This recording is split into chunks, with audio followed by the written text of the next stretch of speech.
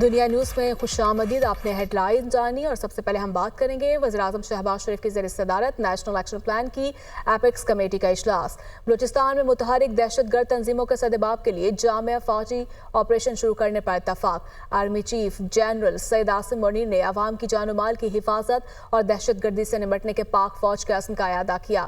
Army chief کا قومی سلامتی کو درپیش مسائل کو جڑ سے اکھاڑنے کے سیکورٹی فورسز کے عزم کا بھی اعادہ کیا. پرائم منسٹر شہباز شریف کی زیر صدارت نیشنل ایکشن پلان کی فیڈرل ایپیکس کمیٹی کا اجلاس. وفاقی کابینہ کے ارکان، صوبائی وزرائے اعلیٰ، آرمی چیف کی شرکت. اعلامیے کے مطابق اجلاس کا ایجنڈا انسداد دہشت گردی مہم کو دوبارہ متحرک کرنے پر مرکوز تھا. عزم استحکام فریم ورک کے تحت انسداد دہشت گردی مہم کے لیے سیاسی جماعتوں کی حمایت اور مکمل قومی اتفاق رائے پر زور دیا گیا. نیکٹا کو فعال کرنے، قومی صوبائی انٹیلیجنس اور تھریٹ اسیسمنٹ سینٹر کے قیام پر اتفاق کیا گیا. ضلعی سطح پر کوارڈینیشن کمیٹیاں قائم کرنے کا فیصلہ بھی کیا گیا. اعلامیے کے مطابق کمیٹی نے بلوچستان میں دہشت گرد تنظیموں کے خلاف جامع فوجی آپریشن کی منظوری دی. ان میں قلعدم مجید بریگیڈ، قلعدم BLA، قلعدم BLF اور BRAS شامل ہے. یہ تنظیمیں بیرونی دشمن طاقتوں کے اما پر معصوم شہریوں اور غیر ملکیوں کو نشانہ بنا رہے ہیں. Army chief general Syed Asim Munir نے ایپیکس کمیٹی میٹنگ میں خطاب کرتے ہوئے کہا کہ دہشت گردی کی جنگ میں ہر پاکستانی سپاہی ہے، کوئی یونیفارم میں اور کوئی یونیفارم کے بغیر. ہم سب نے مل کر دہشت گردی کے ناسور سے لڑنا ہے. ہم سب پر آئین پاکستان مقدم ہے. آئین ہم پر پاکستان کی اندرونی اور بیرونی سیکیورٹی کی ذمہ داری عائد کرتا ہے. جو کوئی بھی پاکستان کی سیکیورٹی میں رکاوٹ بنے گا اسے نتائج بھگتنا ہوں گے. پاکستان آرمی اور قانون نافذ کرنے والے ادارے روزانہ کی بنیاد پر اپنے شہیدوں کی قربانی دے رہے ہیں. پاک آرمی گورننس میں موجود خامیوں کو شہداء کی قربانی دے کر دور کر رہی ہے.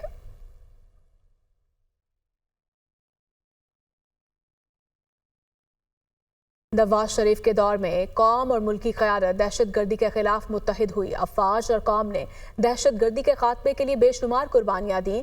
دہشت گردی کے خلاف جنگ میں 80,000 جانیں قربان ہوئیں. دہشت گردی سے ملک کو $130 ارب کا نقصان پہنچا. ملک کی ترقی کے لیے دہشت گردی کا ناسور ختم کرنا ہوگا. بلوچستان اور خیبر پختونخوا میں دہشت گردی کو کچلنا ہوگا.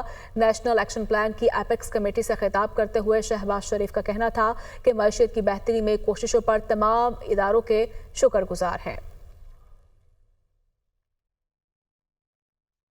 KP میں، بلوچستان میں آج ہر روز کوئی دن نہیں گزرتا جہاں پر دہشت گردی کا واقعہ نہیں ہوتا. BLA جو بلوچستان میں کر رہی ہے، یعنی میں سمجھتا ہوں کہ بدترین درندگی ہے. 80,000 لوگوں کی قربانیاں، پولیس، افواج پاکستان کے افسروں، جوانوں، ان کے بیٹیوں نے قربانیاں دی، تب جا کر یہ اپنا اس ناسور کو ختم کیا گیا. ہمارے پاس تو کوئی چوائس نہیں ہے کہ سب سے پہلے اس کا کچل دیں. نمبر 1 دہشت گردی کا خاتمہ، نمبر 2 دہشت گردی کا خاتمہ، نمبر 3 دہشت گردی کا خاتمہ.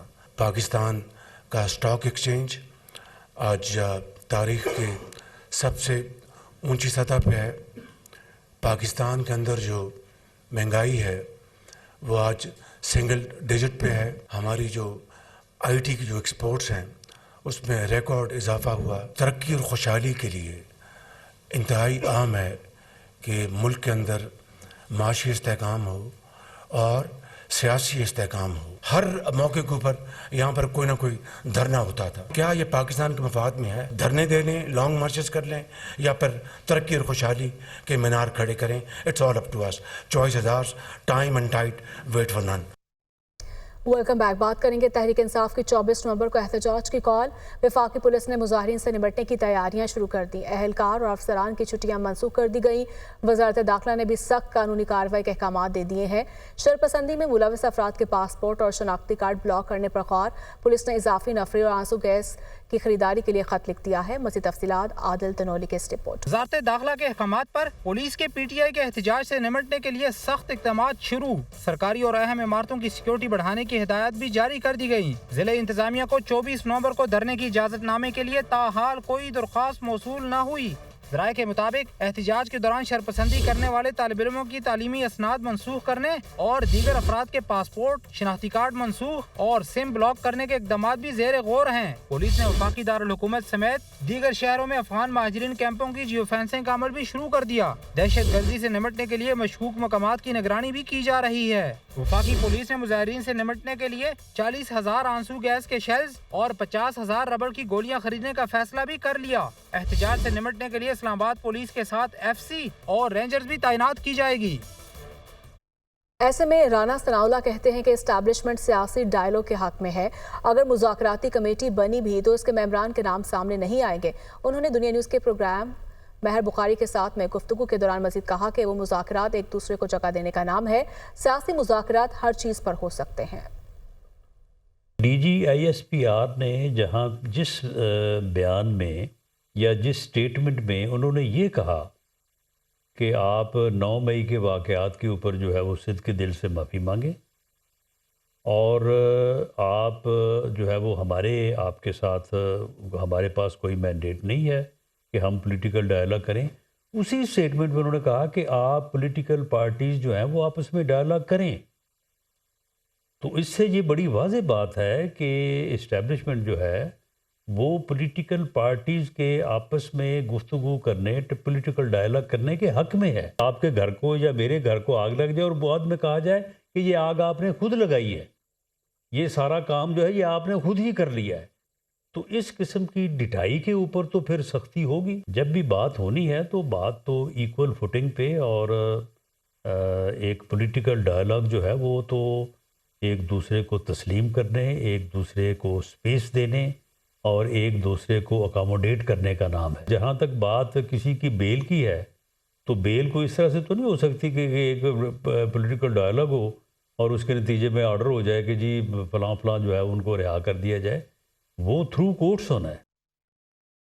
بانی پیٹائی اور علی امین گنڈاپور کی ملاقات ہوئی۔ ملاقات 1 گھنٹہ 45 منٹ جاری رہی۔ 24 نومبر کے احتجاج اور موجودہ صورتحال پر گفتگو کی گئی۔ علی امین گنڈاپور اڈیالہ جیل سے روانہ ہو گئے۔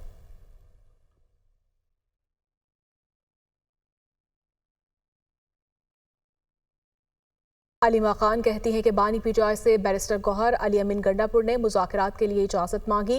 بانی پیٹائی نے بیرسٹر گوہر علی امین گنڈاپور کو مذاکرات کے لیے اجازت دے دی۔ بانی پیٹائی کا کہنا ہے کہ 24 نومبر اہم دن ہے۔ بانی پیٹائی کا مزید بھی کہا کہ ہمارا احتجاج پرامن ہوگا۔ بانی پیٹائی نے کارکنوں، رہنماؤں اور جمہوریت کی بحالی کے لیے مذاکرات کا کہا ہے۔ بانی پیٹائی نے 8 فروری کا مینڈیٹ واپس ملنے پر مذاکرات کی اجازت دی۔ آج علی امین گنڈاپور اور بیرسٹر گوہر ان کے پاس آئے تھے۔ انہوں نے پہلے ان کو بریف کیا 24 نومبر کی تیاریوں کے اوپر۔ انہوں نے یہ بھی کہا کہ بیرسٹر گوہر علی امین گنڈاپور نے ان سے اجازت مانگی ہے۔ انہوں نے اجازت مانگی ہے کہ آپ ہمیں اجازت دیں کہ ہم مذاکرات کی شروعات کریں اسٹیبلشمنٹ سے ہی۔ اور عمران خان نے انہوں نے کہا کہ ہاں پولیٹیکل پارٹیز ہمیشہ دروازے کھلے رکھتی ہیں۔ انہوں نے جمعرات تک کا ٹائم دیا ہے۔ دوسری جانب آپ کو بتائیں گے بانی پیٹائی بشرا بی بی کے خلاف 190 ملین پاؤنڈ ریفرنس کی سماعت آج اڈیالہ جیل میں ہوگی۔ بانی پیٹائی کو جیل سے عدالت میں پیش کیا جائے گا۔ ملزمہ بشرا بی بی کی بھی عدالت آمد متوقع۔ ریفرنس کی سماعت احتساب عدالت کے جج ناصر جاوید رانا کریں گے۔ ملزمان کی جانب سے عثمان گل اور چودھری ظہیر عباس عدالت میں پیش ہوں گے۔ ناب کی جانب سے امجد پرویز اور سردار مظفر عباسی لیگل ٹیم کے ہمراہ پیش ہوں گے۔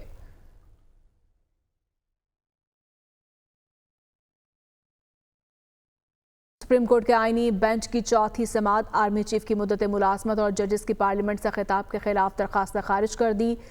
2 FIR سے متعلق کیس کی سماعت کے دوران جسٹس جمال مدوخیل نے وکیل کی سرزنش کر دی۔ کہا اس سے ہی مقدمات کے باعث زیر التوا کیسز کی تعداد 60,000 ہو چکی ہے۔ 7 رکنی آئینی بینچ کے روبرو مختلف درخواستوں کی سماعت۔ آرمی چیف کی مدت ملازمت اور ججز کے پارلیمنٹ سے خطاب کے خلاف درخواستیں خارج کر دی گئیں۔ درخواستیں محمود اختر نقوی کی جانب سے دائر کی گئیں، جنہیں بینچ نے عدم پیروی کی بنا پر خارج کر دیا۔ بینچ نے ایک وقوع پر 2 FIRs کے اندراج سے متعلق کیس بھی نہ ناقابل سماعت قرار دیتے ہوئے خارج کر دیا۔ جسٹس جمال مندوخیل نے درخواست گزار وکیل کی سرزنش کرتے ہوئے کہا ایسے کیسز کے باعث زیر التوا کیسز کی تعداد 60,000 ہو چکی ہے، کیوں نہ درخواست جرمانے کے ساتھ خارج کی جائے۔ گھی ملز پر ٹیکس سے متعلق کیس میں وکیل درخواست گزار نے فل بینچ کے فیصلے کا ذکر کیا تو جسٹس محمد علی مظہر نے کہا کہ 26ویں آئینی ترمیم کے بعد اب فل کورٹ نہیں رہا، آئینی بینچ کو ہی اب فل کورٹ سمجھا جائے۔ بینچ نے نوٹس جاری کرتے ہوئے کیس کی سماعت غیر معینہ مدت کے لیے ملتوی کر دی۔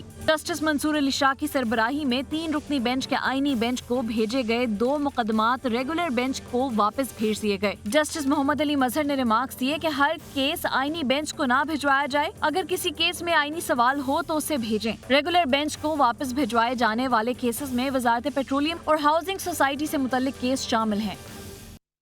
پاکستان اور ایشیائی ترقیاتی بینک کے درمیان موسمیاتی تبدیلی اور آفات سے نمٹنے کے لیے $500 ملین کا معاہدہ طے پا گیا۔ یہ رپورٹ۔ پاکستان اور ایشیائی ترقیاتی بینک کے درمیان قرض پروگرام کا معاہدہ طے پا گیا۔ ADB موسمیاتی تبدیلی اور آفات سے نمٹنے سے متعلق صلاحیتوں میں اضافے کے لیے $500 ملین فراہم کرے گا۔ معاہدے پر دستخط کی تقریب وزارت اقتصادی امور میں منعقد ہوئی۔ پاکستان کی جانب سے سیکرٹری اقتصادی امور ڈاکٹر کاظم نیاز اور ایشیائی ترقیاتی بینک کی طرف سے کنٹری ڈائریکٹر ایما فین نے معاہدے پر دستخط کیے۔ اس موقع پر وفاقی وزیر احد چیمہ کا کہنا تھا کہ یہ معاہدہ ظاہر کرتا ہے کہ پاکستان موسمیاتی تبدیلی اور آفات سے نمٹنے کے لیے اپنی صلاحیتوں کو مزید مضبوط بنانا چاہتا ہے۔